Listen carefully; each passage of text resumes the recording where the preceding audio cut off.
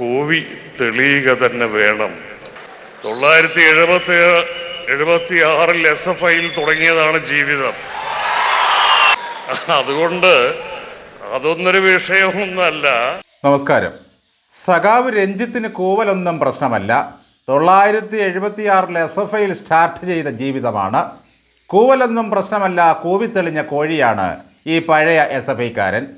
എന്തുവാടേ കമ്മികളെ, ഇങ്ങനെ പതിവായി പീഡന കേസുകളിൽ പെടുന്നവന്മാരെ നിങ്ങൾ വിളിക്കുന്ന ഒരു പേരുണ്ടല്ലോ, സെക്ഷൽ പെർവർട്ട്.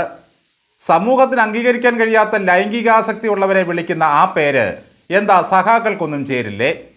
ഈ പഴുത്ത പൂവമ്പൻ വില്ലുകുലച്ച് നടക്കാൻ തുടങ്ങിയിട്ട് എത്രയോ കാലമായിട്ടുണ്ടാകും.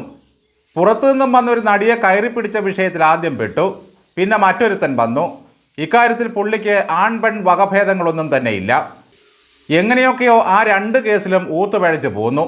ഇപ്പോഴിതാ സഖാവ് സെക്ഷൽ പെർവർട്ട് രഞ്ജിത്ത് വീണ്ടും പെട്ടിരിക്കുന്നു. കമ്മികൾ പറയും ഇത് ഏപ്രിൽ ഫൂൾ ആണെന്ന്. ഈ ലൈംഗിക മനോരോഗിയെപ്പറ്റിയാണ് മുൻപ് സജി ചെറിയാൻ പറഞ്ഞത് വിശ്വവിഖ്യാതനായ ചലച്ചിത്രകാരനായ മഹാപ്രതിഭയാണ് രഞ്ജിത്തെന്ന്. ഈ മഹാപ്രതിഭ ചെയ്യുന്ന മഹാപാതകം ഒന്നൊന്നായി പുറത്തു വന്നുകൊണ്ടിരിക്കുകയാണ്. സകല പ്രതിഭകൾക്കും വിളയാടാനുള്ള അവസരമൊരുക്കിയ സാംസ്കാരിക മന്ത്രിയായിരുന്നു ഈ കുന്ത്രാണ്ടം ചെറിയാൻ. വിനായകൻ മുണ്ടുപൊക്കി കാണിച്ചപ്പോൾ പറഞ്ഞത് സാംസ്കാരിക പ്രവർത്തനത്തിൻ്റെ ഭാഗമാണെന്നാണ്. പോലീസിനെ തെറി വിളിച്ചപ്പോൾ പറഞ്ഞത് കലാകാരന്മാർ അങ്ങനെയൊക്കെ ചെയ്യുമെന്നാണ്. പ്രതിഭയുടെ മോൻ ഓമത്തണ്ടും പൊക്കക്കുഴലുമായി പിടിയിലായപ്പോൾ പറഞ്ഞത് ഞാനും MDയും ഒക്കെ കെട്ടുകണക്കിന് ബീഡി വലിക്കുമായിരുന്നു എന്നാണ്. അങ്ങനെ ചെറിയാൻ ഓമനിച്ച് വളർത്തിയ കുറേ എണ്ണമുണ്ട് ഇവിടെ. അതിലൊരു വിഖ്യാതനാണ് വീണ്ടും ലൈംഗിക പീഡന കേസിൽപ്പെട്ടിരിക്കുന്നത്. ഒരു യുവനടിയെയാണ് സഖാവ് രഞ്ജിത്ത് പീഡിപ്പിച്ചത്. സിനിമാ ചിത്രീകരണത്തിനിടെ കടന്നു പിടിക്കുകയായിരുന്നു ഈ പഴയ SFIക്കാരൻ. അണ്ണാമൂത്ത് പൂട നരച്ചാലും SFIക്കാർ പഴയ വീര്യം നഷ്ടപ്പെടുത്തുന്നവരല്ല. കാമകലയുടെ കമ്മ്യൂണിസ്റ്റ് വീര്യം കൊണ്ടു നടക്കുന്നവരാണ് അവർ. ഒന്നാലോചിച്ച് നോക്കൂ.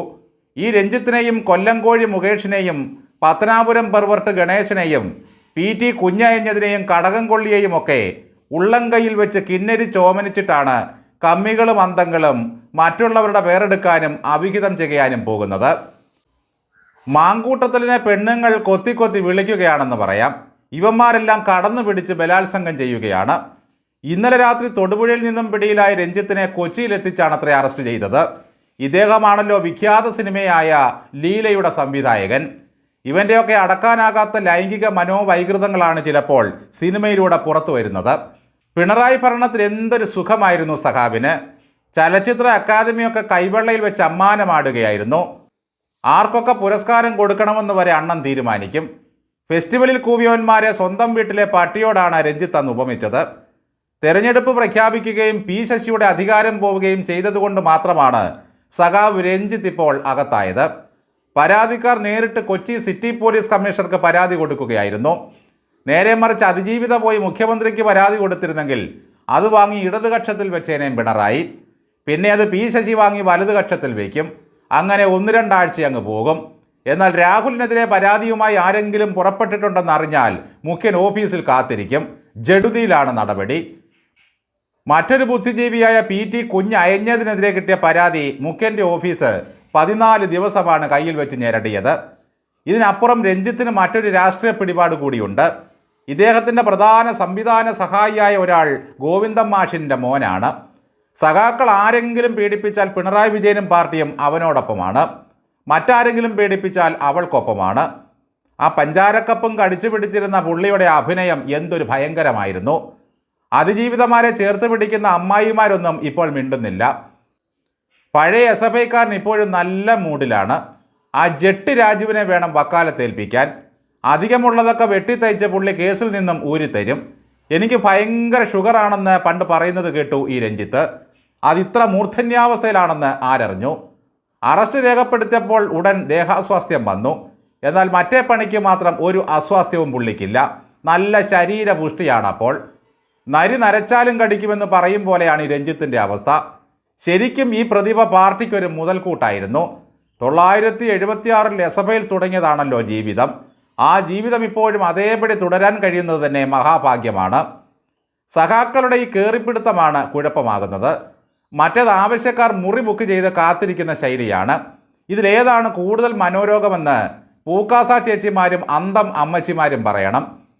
നാടാകെ വ്യഭിചരിച്ച് നടക്കുന്ന ഒരുത്തനെ ഇപ്പോഴും ന്യായീകരിക്കുന്നു എന്നാണല്ലോ രാഹുൽ മാങ്കൂട്ടത്തിനെ പറ്റി മുഖ്യമന്ത്രിക്കുള്ള പരാതി. കൊല്ലുന്നവനെയും പെണ്ണുപിടിക്കുന്നവനെയും രക്തസാക്ഷി പണ്ട് കട്ടുതിന്നുന്നവരെയും അയ്യപ്പൻ്റെ മുതല് കട്ടവന്മാരെയും കോടതി ശിക്ഷിച്ചാൽ പോലും കൈവിടാത്ത കൈമളാണ് ഈ പറയുന്നത്. പിണറായി സാങ്കേതികമായി മാത്രം മുഖ്യമന്ത്രിയായി തുടരുന്നത് കൊണ്ടാണ് ഇപ്പോൾ ഈ കസ്റ്റഡിയും അറസ്റ്റുമൊക്കെ നടന്നത്. അല്ലെങ്കിൽ ഇത്ര പെട്ടെന്ന് പോലീസ് ഉണരില്ലായിരുന്നു. പൊതിച്ചോറുമായി കൊച്ചിക്ക് പോകുന്നില്ലേ ഡിവൈഎഫ്ഐക്കാർ?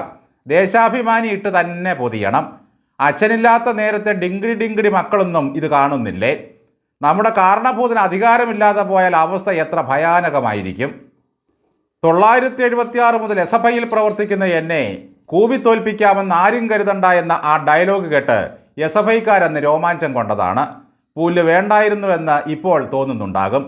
ദാസപ്പൻ ഇന്നിനി കപ്പ് കടിക്കുമോ എന്തോ.